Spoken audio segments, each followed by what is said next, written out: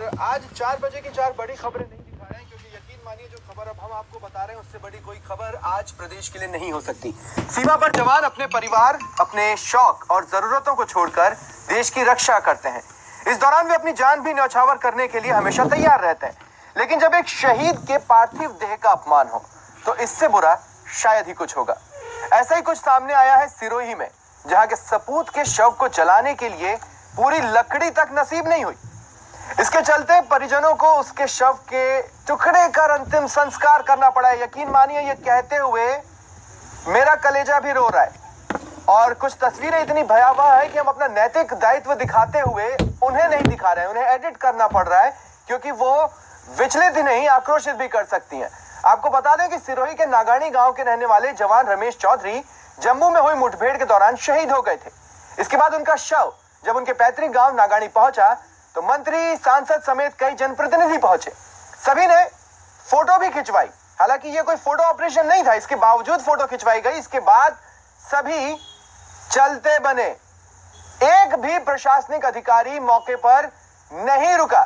और इसके बाद जब लकड़ियां कम पड़ गईं तो मजबूर होकर परिजनों को उनके शव के टुकड़े करने पड़े, उन्हें चिता में जलाना पड़ा। लेकिन इस घटना ने समाज को पूरी तरह शर्मसार कर दिया है।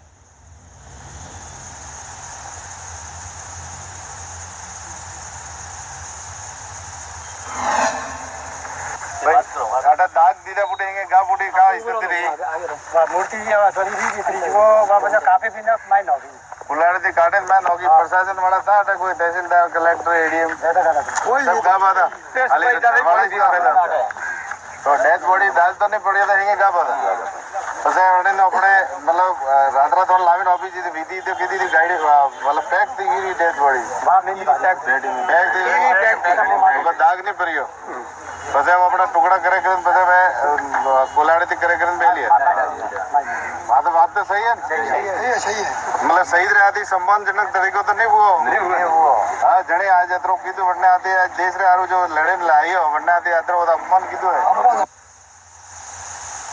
तो सुना आपने, जो वहां पर मौजूद थे उनका ये कहना है कि ये शहीद का सम्मान तो नहीं होता। वैसे राजकीय सम्मान के साथ शहीद को अंतिम विदाई दी जाती है, लेकिन ईटीवी की एक्सक्लूसिव तस्वीरें चीख चीख कर आप सभी से भी पूछ रही हैं, ताकि आप लोग भी उन जिम्मेदारों से जवाब मांगे जो ऐसे मौकों पर जवाब देने से कतराते हैं कि क्या ये राजकीय सम्मान की तस्वीरें हैं। और ज्यादा जानकारी के लिए हम बात करेंगे संवाददाता शरद से, जो कि इस वक्त हमारे साथ फोन लाइन पर मौजूद हैं। शरद, मुझे सिंसियरली बताइए कि आज जिले में ऐसा क्या इंपॉर्टेंट हो रहा है कि यहां पर एक निश्चित समय तक के लिए नहीं रुका जा सकता था। जी मैं आपको बात बताऊं, अगर देखा जाए स्वप्निल, तो पहले मैं इस शहीद के शहादत को लेकर जो बहुत बड़ी एक लापरवाही कहेंगे, जो असंवेदनशील बात हुई है, उसके बारे में मुझे वाकई में बड़ा दुख हो रहा है। और मुझे नहीं, जिले के तमाम उन लोगों को जो शहीद की इस शहादत में शामिल होने के लिए उसके पैतृक गांव पहुंचे थे, उन तमाम लोगों को एक महसूस हो रहा है, दुख महसूस हो रहा है कि आखिर ऐसी क्या बात हुई कि इस प्रकार का एक घटनाक्रम देखने को मिला। दूसरी बात, सवाल किया आपने कि ऐसा जिले में क्या कार्यक्रम था जिसको लेकर प्रशासनिक अधिकारी मौजूद है, तो मैं आपको बताना चाहूंगा कि सिरोही में आज सानेश्वर मेला है और इस सानेश्वर मेले को लेकर एक छुट्टी घोषित की जाती है। ठीक है, लेकिन समय निकाला जा सकता था। शरद, आप हमारे साथ बने रहें। इस वक्त हमारे साथ मंत्री ओटाराम देवासी जी फोन लाइन पर मौजूद हैं। ओटाराम जी, आप भी समझ रहे हैं कि फिलहाल ये खबर ऐसी है कि मैं आपका फॉर्मली स्वागत तो नहीं करूंगा, लेकिन मैं आपसे जानना चाहूंगा कि अमूमन हमने देखा है मंचों पर, अगर किसी नेता का नाम नहीं लिया तो नेता का मुंह बिगड़ जाता है, उनका पारा चढ़ जाता है। क्या ये राजकीय सम्मान है आज जो कुछ भी हुआ? क्या हुआ, मैं कुछ मौके पे था, ऐसी कोई बात भी बहुत दाह संस्कार भी हमने विधि विधान से किया है, ऐसा कुछ हुआ ही नहीं। ओटाराम जी, जो खबर मिल रही है, जो खबर हम दिखा रहे हैं, वो दरअसल ये मिल रही है कि प्रशासन वहां से चला गया और उसके बाद जब ये अंतिम संस्कार चल रहा था, चिता की अग्नि मध्यम पड़ रही थी, लकड़ियां कम पड़ गई, तो शहीद के शव के टुकड़े कर, और विश्वास मानिए ये बोलते हुए मुझे बिल्कुल अच्छा नहीं लग रहा है, शहीद के शव के टुकड़े कर दोबारा चिता लगानी पड़ी और फिर जलाया गया। तब तक वहां पर कोई क्यों ना रुका? हमने तो नहीं देखा, हम तो दाह संस्कार करके। आपने नहीं देखा? मैं तो खुद ही मौके पे था ना। आपको अच्छा, आप फोन लाइन पर अगर बने रहे तो हम आपको एक बाइट सुनवा दें जो वहां पर मौजूद लोगों की है। कौन से लोगों की है? अच्छा ठीक है, आप हमारे साथ फोन लाइन पर बने रहिए, मैं आपको सुनवाता हूँ।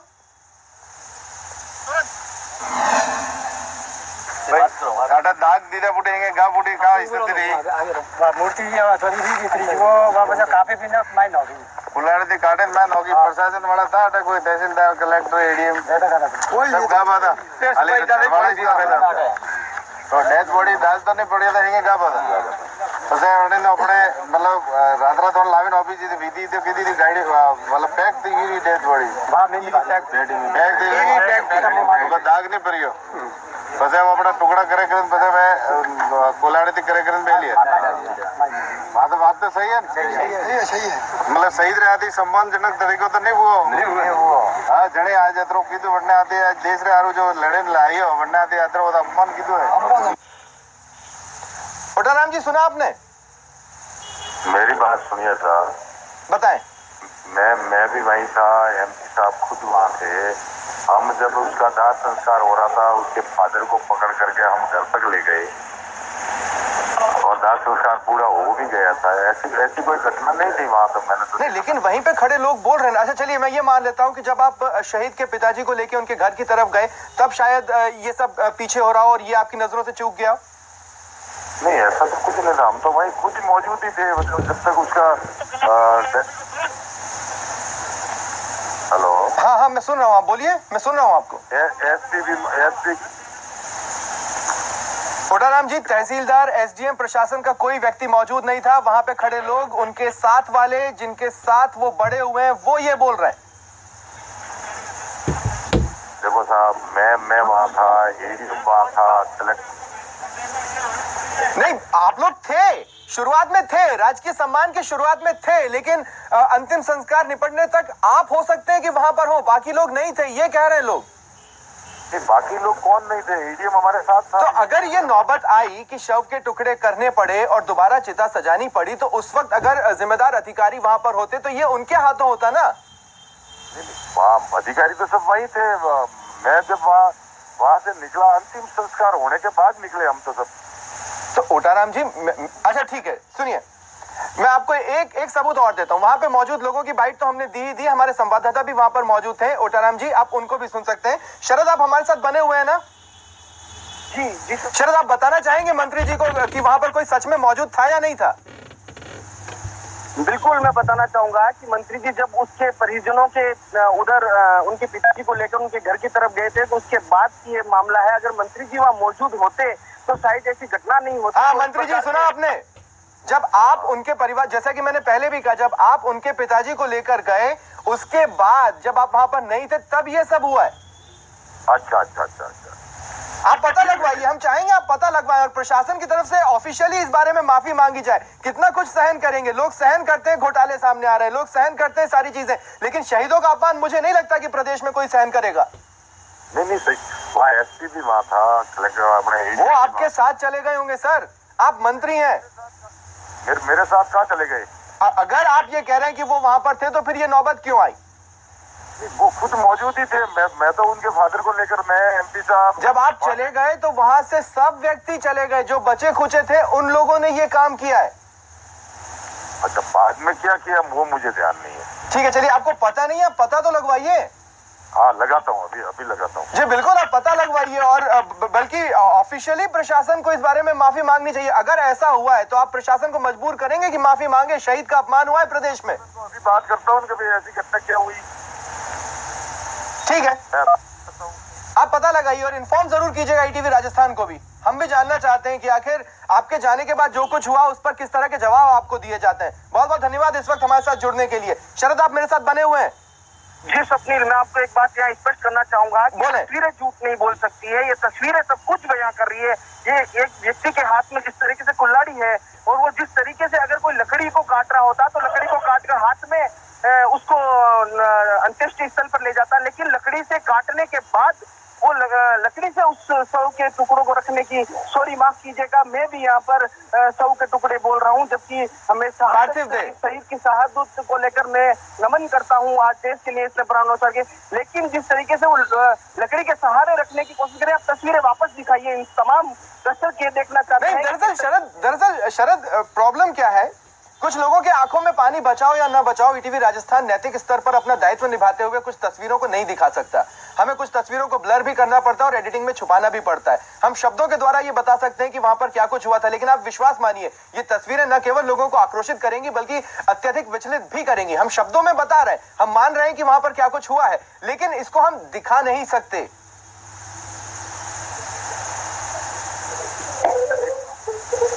मुझे सुन रहे हैं ना शरद आप?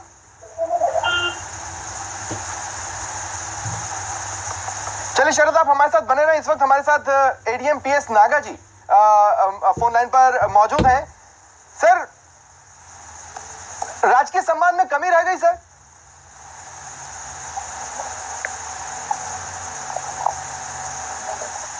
एडीएम साहब, मुझे सुन पा रहे हैं आप?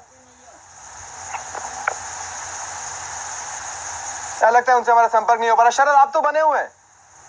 जी, मैं आपको एक बात बताऊं स्वप्निल, यहाँ पर एक और बात सामने आई है कि रात को उप जिला प्रमुख कानाराम चौधरी कल जिला प्रमुख पायल परसरामपुरिया मौके पर पहुंची थी। उसने परिजनों से मिलने की कोशिश की थी, लेकिन वह प्रशासनिक अधिकारी नहीं मिले।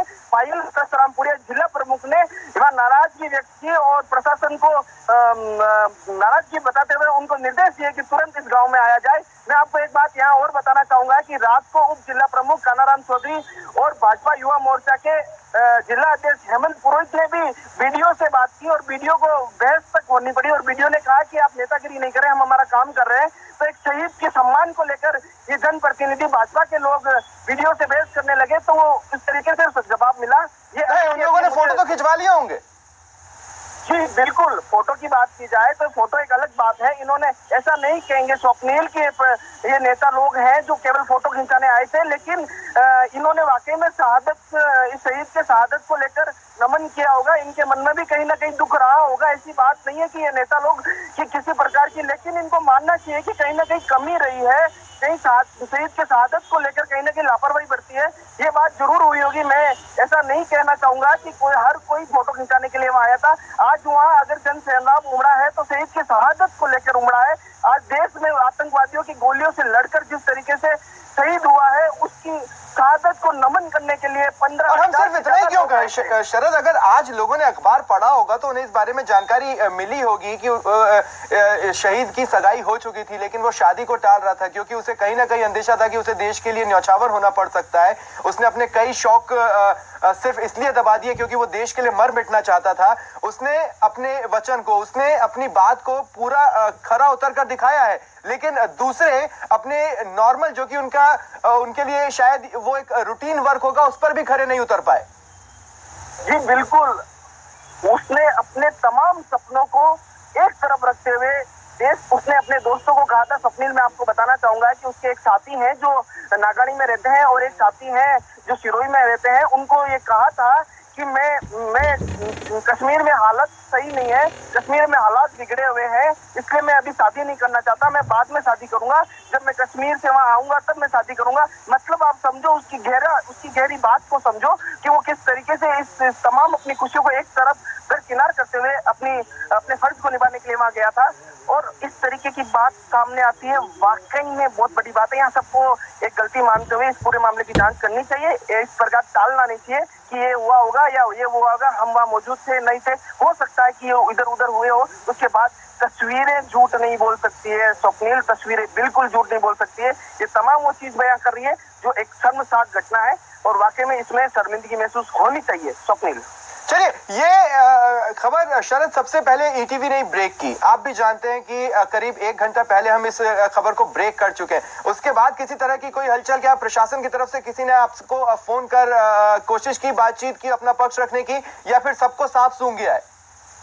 नहीं, बिल्कुल, मैं आपको बताना चाहूंगा कि इसमें मेरी किसी से बात नहीं हो पाई। आउट ऑफ कवरेज नंबर लग रहा है काफी जनों का। स्थानीय प्रशासन का इसमें अहम रोल रहता है, स्थानीय रेवदर एसडीएम का इसमें रोल रहता है, रेवदर बीडीओ का इसमें रोल रहता है, रेवदर तहसीलदार का रोल रहता है, आरआई का रोल रहता है। तमाम उस नागानी गांव में जो उपखंड स्तर के तमाम अधिकारी, उनका इसमें पूरा रोल रहता है। उन लोगों को इस मामले की अपनी जिम्मेदारी सुनिश्चित करनी चाहिए कि हाँ, कम से कम उच्च अधिकारी किसी काम बस बाहर चले गए हो तो लेकिन एक तहसीलदार लेवल का आदमी तो वहाँ मौजूद रहे, एक उपखंड अधिकारी, एक एसडीएम लेवल का आदमी तो वहाँ मौजूद रहे। तमाम अपनी जिम्मेदारी को निपुण करने के बाद वहाँ से रवानगी लेनी चाहिए और पुलिस की भी मौजूदगी सुनिश्चित होनी चाहिए। क्यों नहीं, क्योंकि हर जगह पुलिस का एक अहम रोल रहता है। स्वप्निल, मैंने इस संबंध में काफी पता किया, काफी लोगों के फोन आ रहे हैं, मुंबई, दिल्ली, प्रवासी तमाम लोगों से फोन आ रहे हैं कि शहादत को लेकर ईटीवी ने जो अपने सामाजिक सरोकारों को हमेशा निभाया है और नैतिक जिम्मेदारी को निभाया है, उसको लेकर लोग ईटीवी को कह रहे हैं कि आपने सही मुद्दा उठाया है, ऐसा नहीं होना चाहिए। सबने इस मामले की निंदा की है, इवन भाजपा के पदाधिकारियों ने इस मामले की निंदा की है, तमाम लोगों ने इस मामले की निंदा की। इस मामले की जांच होनी चाहिए, प्रशासनिक स्तर पर जांच होनी चाहिए और जो मंत्री हैं, जो सांसद हैं, उन्हें भी अपने से, हो सकता है कि ये एक पहलू उनके नजर के सामने नहीं रहा हो, उन्हें भी, मैं उनके ऐसा नहीं कहना चाहता कि उनके मन में शहीद के प्रति श्रद्धा नहीं होगी, उनके मन में शहीद के प्रति सबसे ज्यादा श्रद्धा होगी, उन्होंने जिस तरीके से वहाँ काम किया उसके अनुसार श्रद्धा होगी। लेकिन शरद, विश्वास मानिए, आप भी बोल रहे हैं लगातार, मैं भी बोल रहा हूं लगातार, और कोई भी इस मुद्दे पर चुप नहीं बैठेगा। मंत्री ओटाराम देवासी जी ने ये जरूर कहा है कि वो इस मामले में पता लगाएंगे कि आखिर अधिकारी किस तरह का बहाना बनाते हैं, और उसके बाद वो भी ईटीवी राजस्थान से बातचीत करेंगे और वो बताएंगे कि क्या कुछ वहां पर हुआ। लेकिन ये सब उनकी नजरों के सामने नहीं हुआ, वो तब वहां से हट चुके थे, और जिन जिन की नजरों के सामने हुआ है वो आक्रोशित हैं। और अब इन तस्वीरों को देखने के बाद पूरा देश ये पूछेगा कि अगर हम देश के अंदर सुरक्षित हैं तो सिर्फ पुलिस के कारण नहीं है, बल्कि पुलिस वाले भी जिनके कारण सुरक्षित हैं उनके कारण है। और अगर राजकीय सम्मान ऐसा होता है तो कल को लोग ये पूछेंगे कि हम देश के लिए शहीद क्यों हो। ये तस्वीरें बहुत गंभीर सवाल खड़े कर रही है, एक्सक्लूसिवली जिन्हें हम दिखा रहे हैं। बहुत बहुत धन्यवाद आपका हमारे साथ जुड़ने के लिए, और इस खबर पर नजर आप बनाए रखें। और चलिए रुकते हैं एक ब्रेक के लिए।